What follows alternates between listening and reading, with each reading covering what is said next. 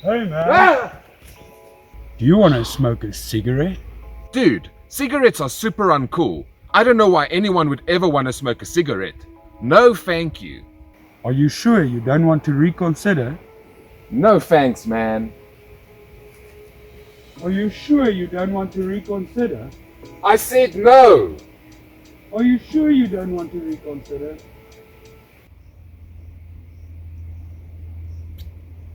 Oh, come on, I said no!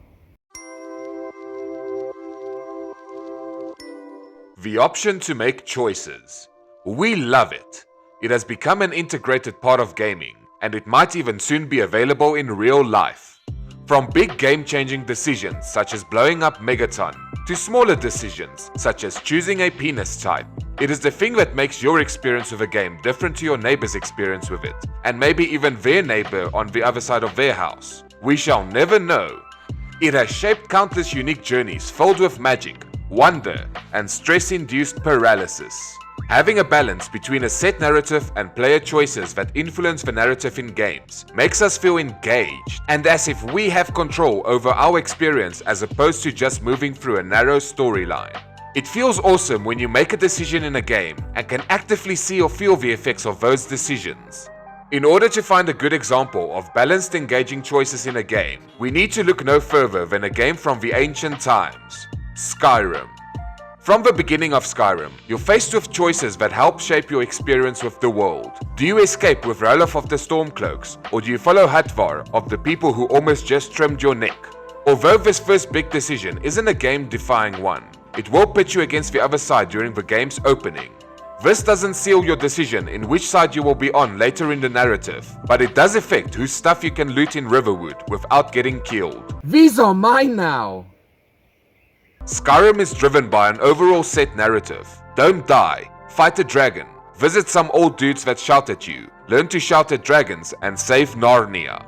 Through the game, your choices influence how and when you will interact with this main narrative, changing how you will experience it all.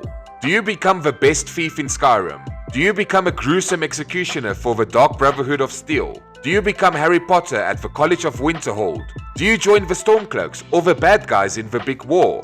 Do you shoot an adventurer in the knee, causing them to take on guard duty? Or do you leave them unemployed? Do you become a vampire or do you hunt them? Do you keep your nose clean or do you become Skyrim's most wanted criminal? Do you ignore all of these things, run off into the wild and befriend a giant? No! Because the giant will send you to space! However, you can still ignore all of these parts and go on your own journey, completely ignoring the story, the dragons, and your destiny. The last time I played Skyrim, I played the game for more than 100 hours before doing the mission that spawns dragons into the world. And at that point, I broke the game so much that I could one-punch any dragon that stood in my way. Seeing how your choices shape the world and your experience in it is a good feeling and adds weight to everything you do. This level of freedom, mixed with the choice of which path you're taking through the narrative, feels good, and is probably why a lot of people still love this game more than 100 years after its release. It allows for many different playthroughs where you can change a few decisions and completely change your path, or even the skills you use during your journey. I usually take the sneaky assassin path with my skills, but one of my most memorable playthroughs was when I messed with conjuration. I could summon creatures to attack and distract the enemies, while I could snipe them with my bow like that Lego guy from Lord of the Rings. While this amount of freedom feels awesome in games, it won't be viable to implement it in every game. Otherwise, the gaming market will end up looking like Ubisoft's portfolio. It's okay for games not to give you complete freedom of choice. In fact, some games thrive on giving a player no choice at all. The amount of freedom of choice that a game gives to a player is not what makes the difference between a good or a bad game. Sometimes, playing through one set narrative, or one set way of playing the game, could lead to a more fulfilling experience than if they gave the game complete freedom. Just think of the stages in Mario Maker, where you have to play a stage in an exact way to even think about surviving the chaotic levels built by psychopaths. Having to retry a level 100 times to get a jump right, and then finally letting muscle memory take over and getting to the end, is what some people crave in their video games. Candy Crush doesn't need an in-depth story to get your mom hooked, and neither does 50 Shades of Grey. Giving complete freedom of choice doesn't suit every game and would make us miss out on so many intentionally crafted experiences. Would you kindly imagine if you had complete freedom in a franchise like BioShock? The game would be complete chaos and you would lose out on a lot of important plot points through the story. Or imagine if they gave you the decision to play as a pacifist in a game like God of War. No thank you.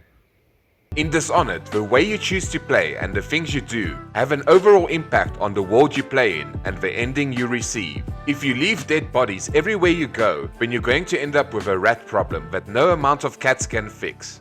In Harvest Moon 3 on the Game Boy Color, you can end the game by answering no 3 times at the beginning of the game, making it one of the easiest games I've ever beaten. In Infamous, you can choose between being a hero, a villain, or a neutral piece of toast. Doing more villainous or heroic things will push you towards that karmic rank. It ends up changing the way your character looks and the way the civilians act towards you, as well as changing some of the powers you can unlock. These changes in the environment and the world makes your choices feel like they carry weight behind them, instead of just being padding added to the game. One franchise that made me feel like I made impactful decisions was Mass Effect. There are choices that you make that don't affect anything except for maybe a few different lines of dialogue. But then at certain points in the game, you are faced with choosing between a renegade or a lame option to handle a scenario, and these choices can have an impact that affects your experience with the franchise. Choices will affect your crew's loyalty and capabilities, as well as who survives. If you ignore your crew members through the story, then your final battle is going to feel tough, but if you choose to build a relationship with your crew, then you stand a better chance of surviving. Through the story, you will have to make decisions like, do you assassinate or spare a person? Do you save an alien species strong enough to conquer the galaxy? Or do you choose to let them die by genocide? Do I help my crew with their problems? Or do I simply hire an HR department? Certain choices, such as who you save, also carry over to the next game and makes it feel like those choices have lasting effects. It had me weighing my options in every important moment and sometimes made me rethink the choices I made. All these choices felt like they led up to a big important moment, but then they had to f*** it all up by making your final choice between which color light you want to use at the biggest disco the galaxy has ever seen. Why? Your final decision in the original version of Mass Effect 3 basically gave a big middle finger to all the decisions you've made through the franchise up to that point, as all the endings felt the same. It felt like no matter what your decisions were, things ended up the same and destroyed the franchise for many. They later fixed the ending to a degree through some DLC, but it was too late for some fans of the franchise. They were already hurt. Making people feel like they have a decision, and then taking that decision away from them can be used to drive a story's narrative in a good way, making the player feel helpless at times that they want the player to feel helpless. But giving an outcome that ultimately feels like no other decision mattered in any meaningful way can spoil the fact that you had to make those decisions in the first place. Games that use the diamond effect for the outcome of a decision can also spoil the feeling of having a choice in the first place once you see the pattern emerge. This diamond pattern of consequences for your actions can be found in many Telltale games, such as the Walking Dead series, and was ultimately what spoiled a lot of the episodic games for me. Sometimes you're faced with a choice that might seem like it matters, but no matter what you choose, the outcome remains the same in the end.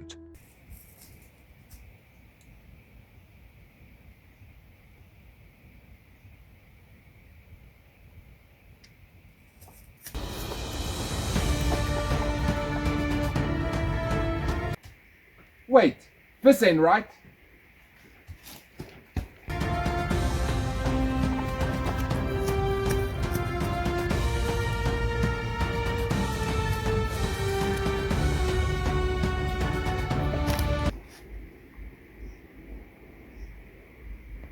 What the hell?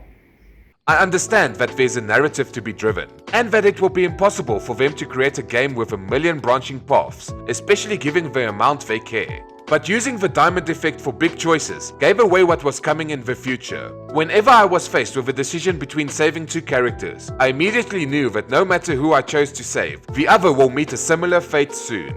They had to do this, so that they didn't have to expand the scope of a game to a point where it becomes a good game, and they had to create 10 different stories based on who you saved and who died. They still managed to tell a somewhat enjoyable story using this pattern of consequences, but it gave a lot away and made certain decisions feel unimportant. Although some decisions might seem unimportant in the long run of a game, they might still manage to change our experience with that instance of a game and offer something different, even if it's just for a moment. It can be the simple difference between heading into a fight or giving you a bit of time to prepare first. Decisions come in many different forms, and what is important is that your decision feels like it matters in some way. Which is why I don't get why certain games give you the option to make a decision if you can't choose the option it doesn't want you to. Ah! Some games like the Stanley Parable manages to make this work by having the game break down bit by bit as you dwindle off the right path and lets it play into the narrative of a game. But on the other hand, you get JRPGs. Look, JRPGs are not the only offender of this, but I do seem to find it happening more frequently in those games. It probably doesn't help that I used to be a huge JRPG fan in my teenage years. They scare me now. I would sink hours upon hours into RPGs and always found the story aspect of those games to be what I loved the most. My favorite game on the original PlayStation is Final Fantasy IX. On the PlayStation 2, it's Final Fantasy X. On the PSP, it's Final Fantasy Crisis Core. On the PlayStation 3, it's Fallout 3. Yeah, I know, I really went off the rails since then, and I'm not quite sure what point I'm trying to make.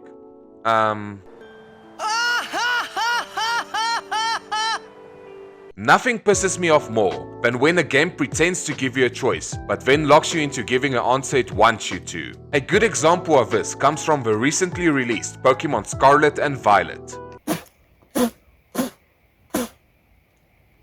This game does not taste good on a sandwich. I mentioned this game because it is the most recent game I ran into this again, and felt disappointed by it. At certain points in the game, NPCs will ask you questions, and if you lie, they will call you out on it and just move on as if you never answered no in the first place. In other parts, you have to give the right answer the game wants you to, or else you get stuck in a loop of answering the same question over and over again. No, you girl that bugs me through my search for my treasure. I do not want to be your rival. I just want to Pokemon and be the very best like no one ever was. If my answer or my choice is not going to have any effect or change on the outcome, then why even give it to me? In those cases, rather not give me a choice to begin with, than make me think about my choices, only to find out that it did not matter in the end, because it's not what the game expected from me and was invalid. It doesn't make a game feel more immersive by adding these types of questions. It just makes it feel more hollow in the end. If I need to answer a question, then it needs to have an effect in some way depending on the answer. If the outcome remains the same, then it never mattered in the first place and I feel cheated. Ah, chosen guy, you have finally arrived. You are the only one that can bring peace to this land. Our village has been under attack by a fierce dragon. Don't you want to save the day and be a hero? Nah, I'm good, man. That's a good one. Good luck with the battle. Wait, what battle?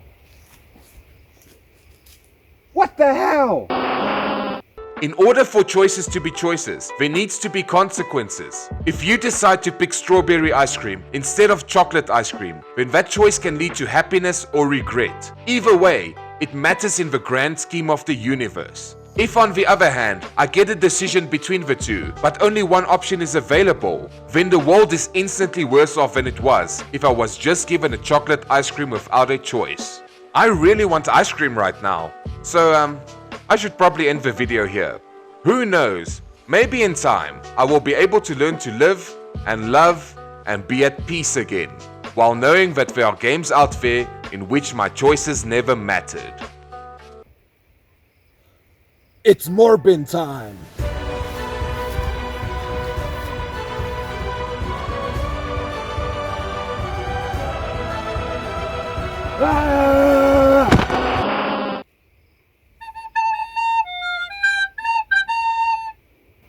I can't believe it.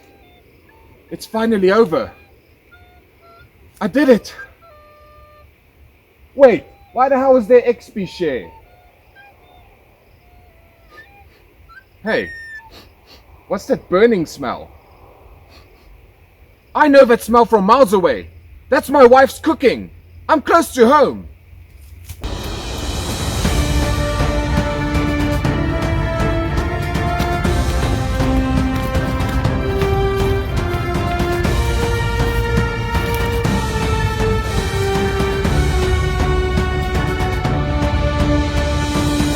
How the hell am I supposed to get home now?